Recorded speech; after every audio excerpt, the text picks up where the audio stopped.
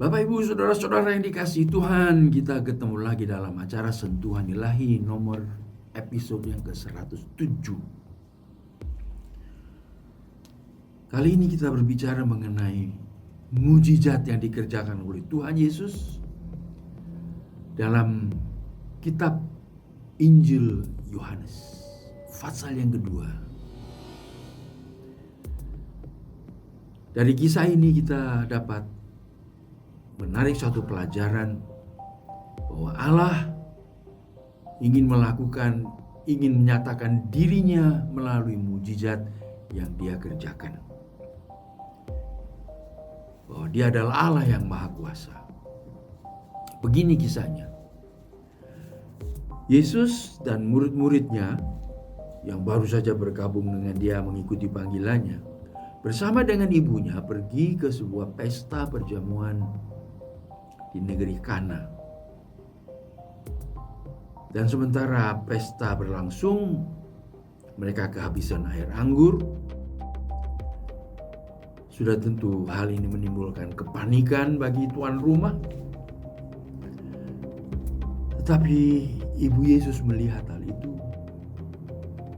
dan Dia datang kepada Yesus memberitahukan kebutuhan mereka. Mereka kehabisan air anggur.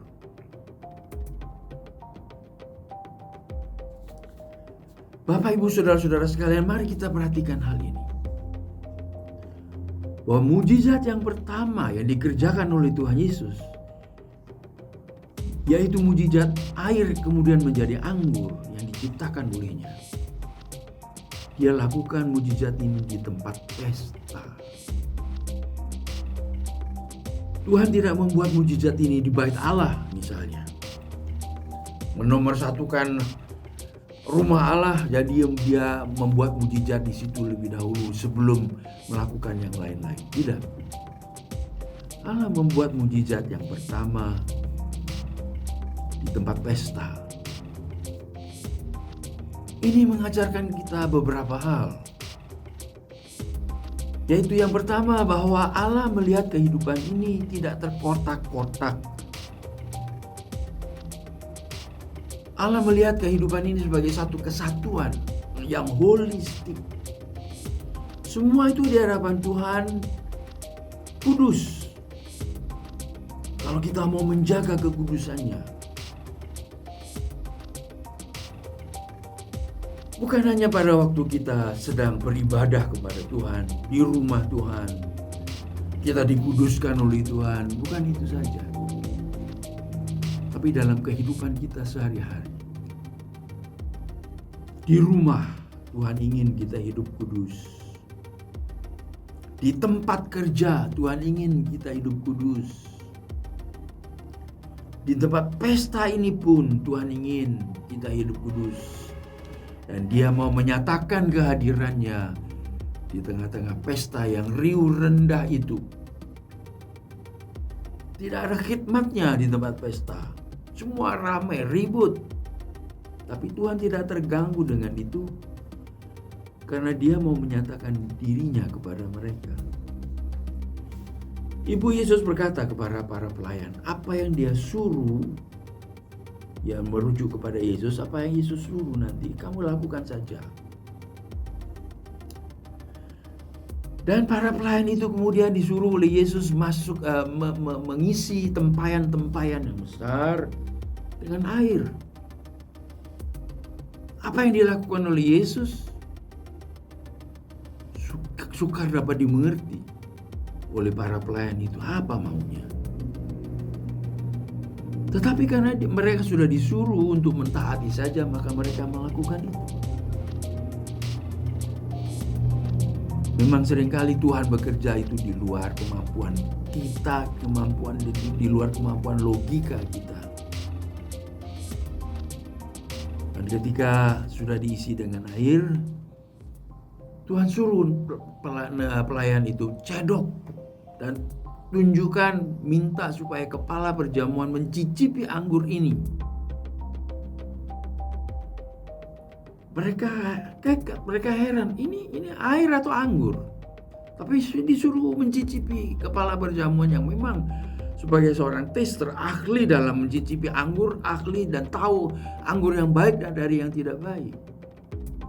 Ketika kepala perjamuan mencicipi air anggur itu dan dia katakan, kamu kok lakukan hal yang beda dengan kebiasaan.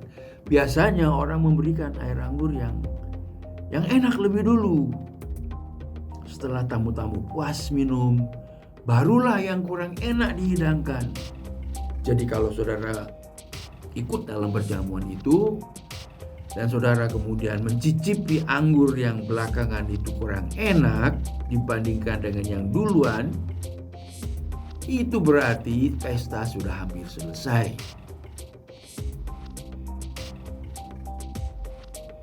Lalu ketika para pelayan itu mencedok air dari tempayan itu dan membawanya kepada kepala perjamuan lalu dicicipi, dan dia bilang, aneh sekali, ini anggur enak.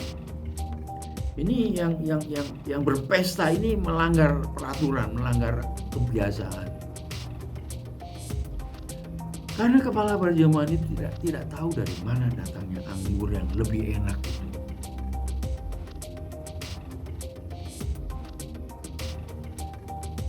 Bapak Ibu saudara-saudara sekalian, kalau kita baca di dalam ayat yang ke-11, itu mengandung maksud tujuan Allah membuat Yesus membuat mujizat mengubah air menjadi anggur. Begini ayat ini. Hal itu dibuat Yesus di Kana yang di Galilea sebagai yang pertama dari tanda-tandanya, dan dengan itu ia telah menyatakan kemuliaannya dan murid-muridnya percaya kepadanya. Melalui mujizat itu Yesus menyatakan kemuliaannya, bahwa dia bukan manusia biasa, bahwa dia adalah Allah yang bisa mencipta dari air menjadi anggur. Dia adalah Allah di atas mujizat. Karena itu murid-muridnya percaya kepadanya. Karena Yesus membuat mujizat bagi mereka. Kita akan bicara lebih lanjut mengenai hal ini dalam episode-episode berikutnya. Tetapi di sini kita membaca bahwa Yesus memakai mujizat yang dia kerjakan dengan mengubah air menjadi anggur untuk menyatakan kemuliaannya kepada murid-muridnya supaya mereka percaya.